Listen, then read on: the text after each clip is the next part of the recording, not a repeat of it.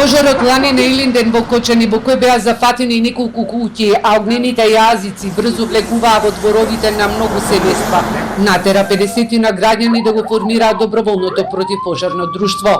Председателот Златко Илиев вели дека од тогаш заедно со професионалните пожарникари се на терен, но за да функционираат и во вистинска смисла да им се на помош на пожарникарите и на општината, им недостасува опрема и возило. Бараат донатори или да се направи акција за собирање на средства за возило. Возило ни е приоритет моментално затоа што некои помали интервенции сакаме да ги преземеме во целост, да не ангажираме професионални пожарникари и со тоа да действуваме побрзо и поправенствено.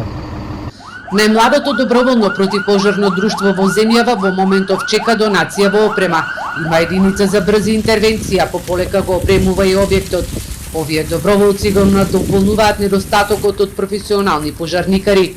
30 на дена заедно со професионалните пожарникари се на терен во Кочанско поле.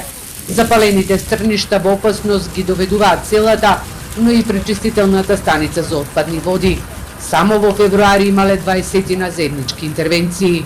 На терен излегуваме во зависност од зафатената површина по 2 до 3 возила и 4 професионални пожарникари, како и минимум 10 волонтери, кои се од огромно значење за во овој период за нашата единица и воопшто за целата општина.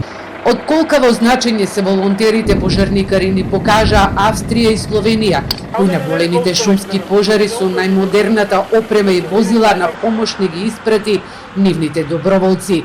Во моментот во Македонија има 20 на доброволни противпожарни друштва.